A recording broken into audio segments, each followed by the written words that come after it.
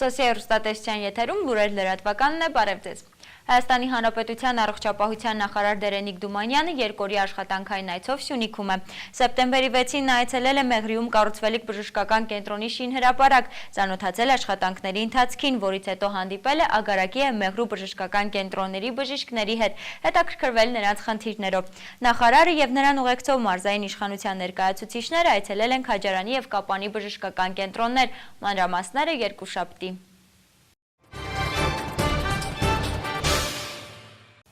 Ազգային ժողովի պատգամավորի թեկնածու Արմեն Կարապետյանի նախընտրական քարոզարշավի հերթական կանգառը կավարտներ։ Ներկայացնելով իր ծրագրերը, թեկնածուն կավարտեցիներին կոչ արեց սեպտեմբերի 29-ին անպայման մասնակցել ընտրությանը և քվեարկել խղճի մտոք։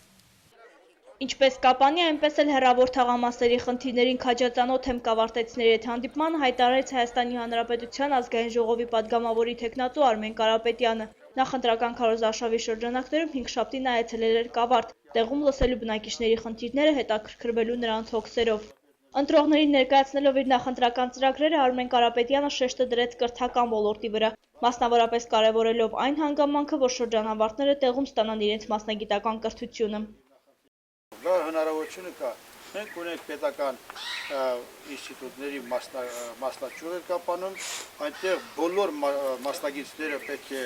կարելի է լրացնել, որպեսզի ոչ մեկը, ասենք, չհեռանա մեր քաղաքից։ Բարձր մակարդակի ուսուցում կազմակերպի այդ ուսումնական հաստատությունը, որպես երիտասարդները չգնան։ Ինչու եմ ասում, որտեղ հիմնական մեր արտագաղթը այլ պատճառ չկա, երիտասարդության պատճառը նաև ցանկացած երեխա, որ գնում է Երևան կամ որևէ սովորում է, այլևս հետ չի վերադառնում։ Սա է գլխավոր խնդիրներից մեկը, որ պետք է անպայման մասնագետների ակտեսանել, որ այստեղ կրթությունը կազմակերպեն։ Լիազոր Գագիկ Խաչատրյանն իր խոսքում նշեց, որ Արմեն Կարապետյանին ներկայացնելու կարիք չկա։ Համայնքի ղեկավար լինելու տարիներին միասին աշխատել են, ու նա շատ լավ գիտի թաղամասի առաջնահերթ լուծում պահանջող խնդիրները։ Նա այն մարդկանցից է, որ ծանոթ է Կապանի և Կապանի տարածաշրջանի բոլոր հիմնախնդիրներին, նա նոր մարդ չէ և մենք վստահ պետք է լինենք, որ նա մեր խնդրանքները անպայման կներկայացնի ազգային ժողովում և ինչ որտեղ կարող է մեր խնդիրները թեթևացնել։ Կավարտի բնակչուհի Տիկին Լաուրան բարձրաձայնեց տրանսպորտի խնդրի մասին, ուղևարձը արդեն 5 տարի է թանկացել է, 50-ի փոխարեն 100 դրամ են վճարում։ Օրական նույնիսկ մի քանի անգամ ստիպված են լինում քաղաք իջնել, եթե հաշվի առնենք նաև այն հանգամանքը, որ կավարտեցիների մեծ մասը հենց Կապանում է աշխատում։ Մեր բանավանից շատ թոշակառողներ բժշկի հսկողության տակ եւ ամեն օր ներկայանում նույնիսկ բժշկի, տարբեր բժիշկների։ Օրական 200 դրամ, եթե շակառող 30,000-ից ոտակինի քաղաք է,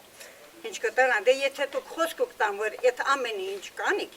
դե առաջնահերթ լետրից։ Սյունիքի մարզը համեմատած Հայաստանի Հանրապետության մայրաքաղաքի հետ դրույքաչափ ցածր է։ Ինչն են հաշվի առնում։ Չէ՞ որ մենք ապրում ենք Հայաստանի Հանրապետությունում եւ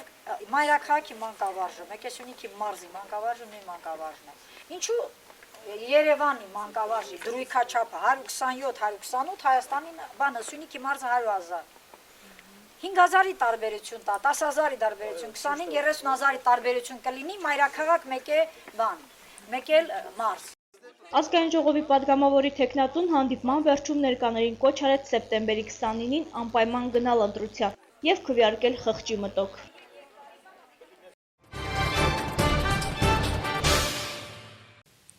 Սյունիքում գործազրկությունը շարունակում է աճել, մարզում գործազուրկների թիվը նվազեցնելու համար մի շարք ծրագրեր են իրականացվում։ Հոկտեմբերին էլ զբաղվածության մարզային կենտրոնը հրավիրում է մասնակցելու աշխատանքի տոնավաճառին։ Սյունիքում գործազրկությունը 2%-ով նահանջել է, սակայն միևնույն է մեր մարզը այս ոլորտում կրկին մնում է չակերտավոր առաջատարների շարքում, իսկ նահանջել է ոչ թե տնտեսական բարելավման, այլ արտագաղթի շնորհիվ։ Կապանն ու Գորիսն են Սյունիքի ամենախոցելի կետերը։ Այստեղ օր-օրի ավելանում է բարձրագույն և միջի մասնագիտական կրթություն ստացողների թիվը, սակայն մայրաքաղաքից ծննդավայր շտապողներից շատերը մնում են տանը։ Երիտասարդների համար հատկապես խնդիրներ են առաջանում, երբ գործատուն աշխատանքային փորձ է պահանջում։ Զբաղվածության մարզային կենտրոնի միջնորդությամբ հնարավորություն կա լրացնելու այդ բացը։ հունվարի 1-ից մինչև սեպտեմբերի 1 553 քաղաքացիներ զբաղված են պետական ծառայության միջնորդությամբ տեղավորվել են աշխատանքի։ Մենք ունենք նաև այդ ծրագիր, ես ասեմ, լավ ծրագիր է, որ դա այն անձանց համար է, ովքեր ունեն մասնագիտություն, սակայն աշխատանքային փորձ չունեն, երբ որ քաղաքացին ունենալով մասնագիտություն, բայց փորձությամբ դիմում է գործատուին, նա աշխատանքի չի վերցնում պատճառաբանելով, որ դու փորձ չունես։ Այդ դեպքում մենք դիմում ենք այդ գործատուին, ասում ենք իրականացնենք պրակտիկա, 3 ամիս տևողությամբ մենք վճարում ենք այդ մարդու աշխատավարձը, նաև հարկերն ենք վճարում եւ ում մոտ որ պրակտիկա է այդ կազմակերպությունից նա աշխատավարձի 20%-ը նույնպես վճարում ենք։ Սա նույնպես ծրագիր է, որը սպայդրությամբ ակտիվ գործում է։ Գործազրկությունը սահմաններ չունի, այն իրապերում ընդգրկում է թե երիտասարդներին, թե 35-ից 50 տարեկան քաղաքացիներին, 46-ից 54 եւ բարձր տարիքայինների թիվն ավելի շատ է։ Զբաղվածության մարզային կենտրոնի տնօրենը նշեց, որ 2014 թվականի ընթացքում նոր ծրագրեր պետք է իրականացվեն մարզում, որոնք եւս կխթանեն խոցելի կետերում գործազրկության նվազումը։ Ինչպես գիտեք, հանրապետությունում փորձ է արվում իրականացնել սոցիալական ծառայությունների ինտեգրացված համակարգ։ Սա ինչ է ինձ ներկայացնում։ Սա մի համակարգ է, որտեղ սոցիալական ծառայություն մատուցող 4 կազմակերպություններ պետք է տեղակայվեն մի շենքում եւ իրար հետ ներքին կապով միացված, որպես եթե քաղաքացին որևէ հարցով ուզում է դիմել այդ ծառայությունների մատուցող կազմակերպություններին, սկզբից դիմում է այդ մեկ պատուհանին, որը գործելու է, եւ նա ուղղորդում է թե քաղաքացին որտեղ գնա։ Սյունիքում մեծ մասամբ հաշվապահների, խոհարարների, մատուցողների, հացթուխների եւ վարորդների թափուր աշխատատեղերն են գերակշռում։ Զբաղվածության կենտրոնը տեղեկացնում է հոկտեմբերի 11-ին Սյունիքում աշխատանքի տոնավաճառ կլինի, որտեղ կհանդիպեն գործատուներն ու գործազուրկ քաղաքացիները։ Զբաղվածության մարզային կենտրոնը բոլոր ցանկացողներին հրավիրում է մասնակցելու։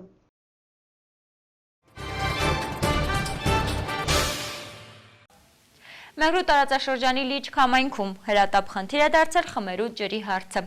Այստեղ ջրի խողովակներն ասբեստից էին, ինչը պարզապես անթույլատրելի է եւ վնասակար մարդկային առողջության համար։ Մարզպետ Վահե Հակոբյանի, Զանգեզուրի պղնձամոլիբդենային կոմբինատի եւ այլ բարերարների շնորհիվ այսօր խնդիրը գրեթե լուծված է։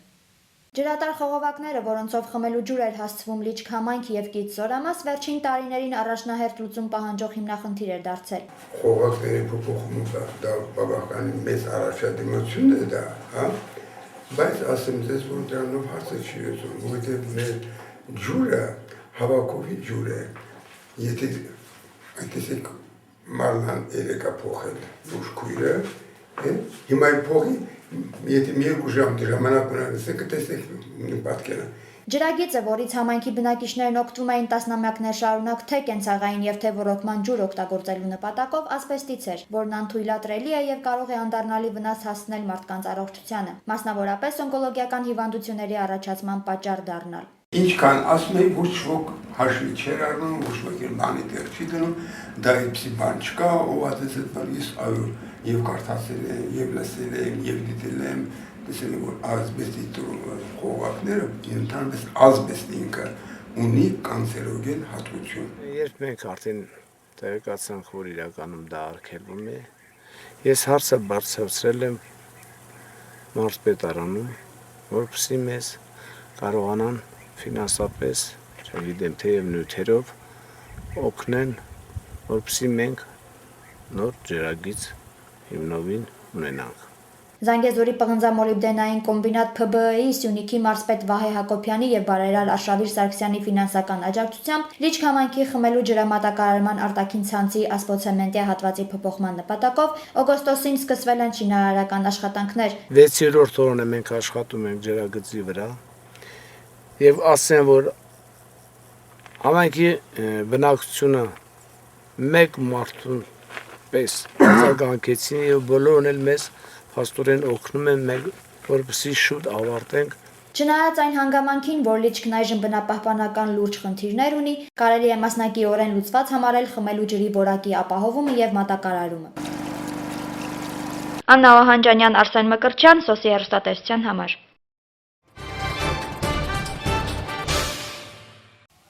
Հայորդիկ հայրենասիրական հասարակական կազմակերպությունը հերթական համերգային ծրագիր ներկազմակերպել զորամասերից մեկում։ Այս անգամ զինծառայողների բարոյահոգեբանական ուժն ու տրամադրությունը բարձրացնելու են եկել Եղեգնաձորի հեղինակ կատարողները։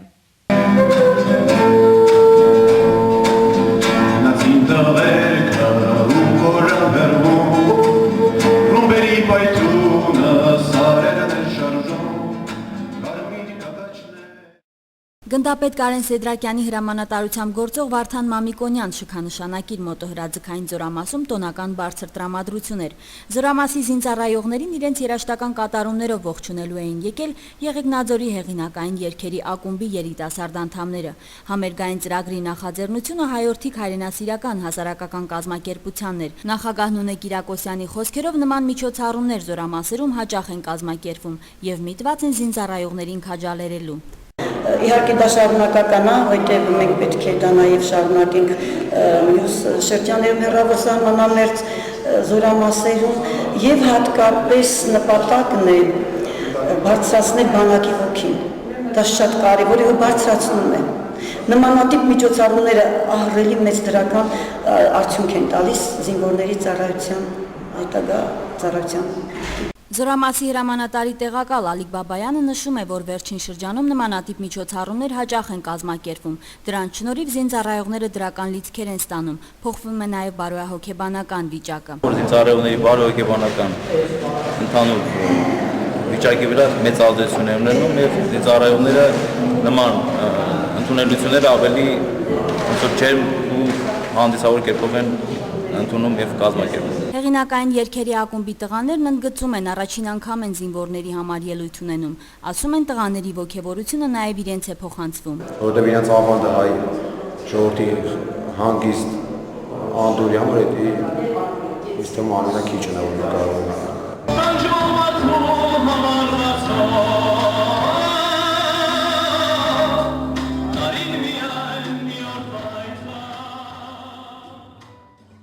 Համերգային ծրագրի ընթացքում հիանալի կատարումներով հանդես եկան նաև զորամասի զինծառայողները։ Իրինա Յոլյան, Արթուր Նուրիջանյան, Գորիսի Ցոսի հեռուստաընկերության համար։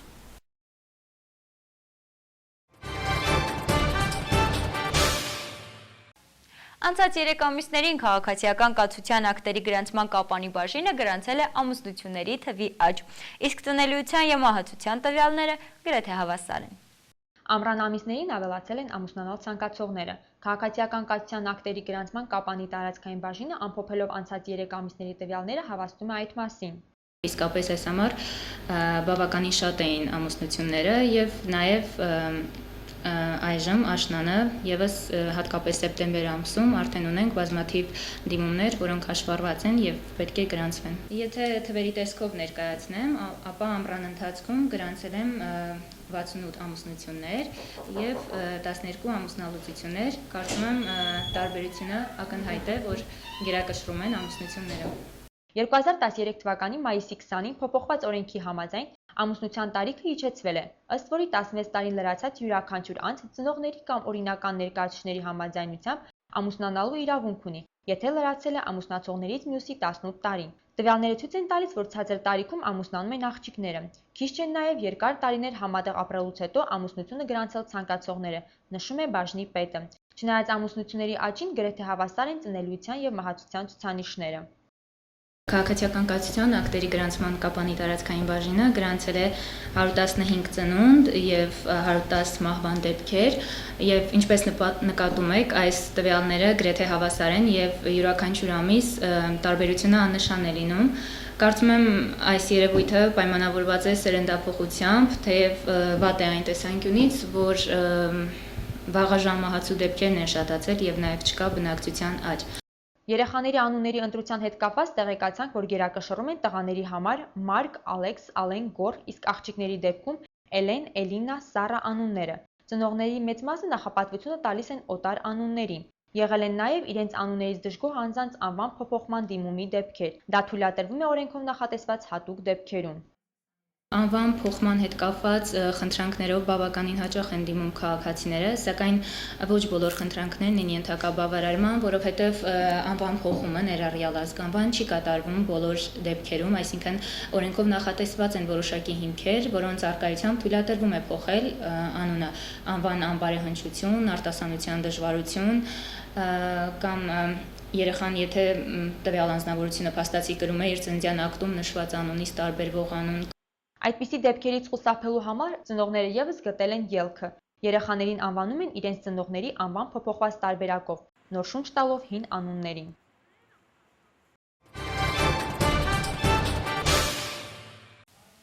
«2014 թվականի ֆուտբոլի աշխարհի առաջնության ընտրական փուլում այսօր Հայաստանի հավաքականը ուժերը կչափի Չեխիայի հետ։ Սա մեր հավաքականի 7-րդ հանդիպումն է։ Կհաջողվի արդյոք այս խաղում Հայաստանի հավաքականին պատվով դուրս գալ։ Ինչն է առավել կարևոր հաշիվը, թե գեղեցիկ ֆուտբոլը։ Այս հարցերի պատասխանները փորձեցինք ստանալ կապանցի ֆուտբոլասերներից։ Այսօր Հայաստանի հավաքականը ֆուտբոլի 2014 թվականի աշխարհի առաջնության ընտրական փուլում կանցկացնի իր 7-րդ հանդիպումը, հյուրընկալվելով Չեխիայի հավաքականին։ Հայաստանը նախորդ հանդիպումներում 6 միավոր է վաստակել։ Ինչպիսի խաղ կցուցադրի մեր հավաքականը կամ արդյոք կհաջողվի գրավել Պետեր Չեխի դարպասը։ Ինչ են կարծում կապանցի ֆուտբոլասերները։ Նրանցից շատերին այնքան խաղի հաշիվը չհետաքրքիր, որքան Հայաստանի հավաքականի մարտավարությունը ուժեղ մրցակցի դաշտում։ Լավ խաղ եմ սպասում, ես լավ պայքար եմ սպասում ու ես շատ եմ ցանկանում, որ մեր հավաքականը պատվով դուրս գա այդ մրցաշարից։ Անպայման հաղթելու են, ես հավատում եմ Հայաստանի հավաքականին։ Ինձ թվում է կարող են հաղթել, չնայած պետք չէ գնահատել Չեխիային, էլի ուժեղ հավաքական է, բայց ինձ թվում է կարողանանք հաղթանակի հասնել։ Ուժեղ է շատ Հայաստանը, հավանականություն կրելու։ Հիշեցնենք, որ այս տարվա հունիսին կայացած Դանիա-Հայաստան հանդիպումն ավարտվեց 0-4 հաշվով։ Պատահականություն էր, թե ճիշտ խաղի արդյունք, կամ արդյոք այս վերջին հաղթանակն է հուսադրում ֆուտբոլասերներին լավատեսորեն տրամադրվելու, թե պարզապես հաղթելու ցանկությունն է անչափ մեծ։ Игра на игру не бывает похожей։ 1-1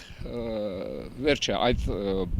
պորտկումները Հայաստանի հավաքականի, ասում եմ, շատ են ոգևորիչ, բայց այդ ստաբիլությունը պետք է միշտ լինի։ Մի քիչ պակասում է ստաբիլություն մեր թիմին։ Իսկ մնացածը փառք Աստծո եվրոպական ակումբներում արդեն ունենք խաղացողներ, որոնք էլ ավելի եւ հույս են տալիս եւ ուժեղացրել են թիմը։ Ինձ որպես մասնագետ մի քիչ մտահոգում է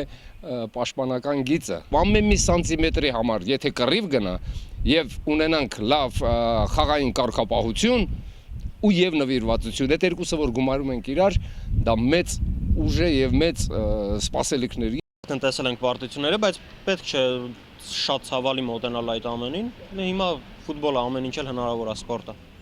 Ֆուտբոլը թիմային խաղ է եւ հույսը դնել միայն Հենրիկ Մխիթարյանի վրա այնքան էլ ճիշտ չէ։ Բացի նրանից Հայաստանի հավաքականում էլի լավ խաղացողներ կան, կարծում են ֆուտբոլասերները։ Հայկական թիմը դեռ բարձրակարգ ֆուտբոլ ցույց կտա, ասում են նրանք։ Սակայն մեր հարցվածների մեջ կան նաեւ մարդիկ, ովքեր դրահավատորեն են վերաբերում Հայաստանի հավաքականի խաղին։ Ծաղիկ օգարուն չի գա, Մխիթարյանը ինքը մենակ է, ամեն ինչ անում է, բայց մենակ չի լինի։ Օրինակ Դորտմունդում ինքը մենակ չի։ Ագին օգնողներ կա, իրան դրա համար իր խաղը լավ ստացվում է։ Նիչա կլնի էլի, հավանականություններ չունի կարելու։ Հայաստանը, Չեխիան ուժեղ է։ Ոչ թե մենակ Հենրիկը, այլ ով որ խփի Հայաստանի հավաքականին հաղթանակ բերի, դա всё հաղթանակ հաղթնա։ Հենրիկը կխփի, թե ուրիշ մեկը կխփի, դա այդքան կարևոր չի։ Ծաններ չեմ ուզում տալ, որովհետև բոլորն էլ շատ լավ ֆուտբոլիստներ են, բոլորն էլ արժանի են, որպեսզի մենք երկրպագենք։ Գիտեմ, որ Հենրիկ Մխիթարյանը կարողանում է շատ լավ խաղալ եւ տեղափոխվել է հայտնի ակումբ Բորուսիա եւ նրան մաղթում եմ մեծ հաջողություն։ Հաղթելու դեպքում մեր հավաքականը կկարողանա պայքարել խմբում երկրորդ տեղը գրավելու համար։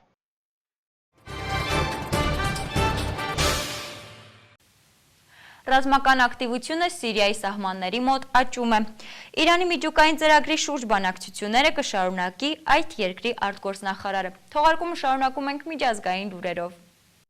Ռազմական ակտիվությունը Սիրիայում եւ նրա սահմանների մոտ աճում է, ավելի ու ավելի շատ բնակիչներ են ապաստան գտնում երկրի սահմաններից դուրս։ 3 ռուսական նավեր անցել են Բոսֆորի նեղուցով եւ ուղևորվել դեպի սիրիական ափերը։ Մոսկվայում ասում են, որ միջերկրական ծովում զինվորական խմբավորումների ուժեղացումը կապված է նաև Սիրիայից Ռուսաստանի քաղաքացիների հնարավոր տարհանման հետ։ Իր սահմանային գոտիների ամրացմամբ զբաղվում է նաև Թուրքիան, այդ երկրի գլխավոր շտաբը սիրիական սահմանների մոտ է նետել լրացուցիչ բանակային ստորաբաժանումներ տանկերով, թեթև զրահատեխնիկայով եւ հրթիռային կայանքներով։ Իսկ ահա Սիրիայի փախստականների հոսքը դեպի հարևան երկրներ չի դադարում, միայն Թուրքիայում վրանային ճամբարներում ապրում են մոտ 200,000 սիրիացիներ։ ՄԱԿ-ի տվյալներով ընդհանուր առմամբ սիրիական հակամարտության ընթացքում հարևան երկրներ է փախել մոտ 2 միլիոն մարդ։ Իրանի նախագահ Հասան Ռուհանին հանձնարարել է շարունակել միջուկային ծրագրի շուրջ բանակցությունները միջազգային միջնորդների վեցյակի եւ ՄԱԳԱՏԵ-ի հետ երկրի արտգործնախարարի գլխավորությամբ։ Այդ քայլը դիտորդները գնահատում են որպես Թեհրանի ճգնաժամը դիվանագիտական ճանապարհով լուծելու ձգտման հաստատում։ Ավելի վաղ իրանական կողմը հանդես էր գալիս կոշտ դիրքերից, այդ պատճառով ըստ արևմտյան դիտորդների բանակցությունները մտել էին փակուղի։ Իսրայելը եւ ԱՄՆ մեղադրում են Իրանին քաղաքացիական ծրագրի անվան տակ միջուկային զենք ստեղծելու փորձերի մեջ։ Թեհրանը պնդում է, որ իր ծրագիրը հետապնդում է խաղաղ նպատակներ։ Անցյալ տարի կիրառված արևմտյան պատժամիջոցները հանգեցրել են Իրանի արտահանման ու նավթի վաճառքի 50% անկման եւ 40% սղաճի։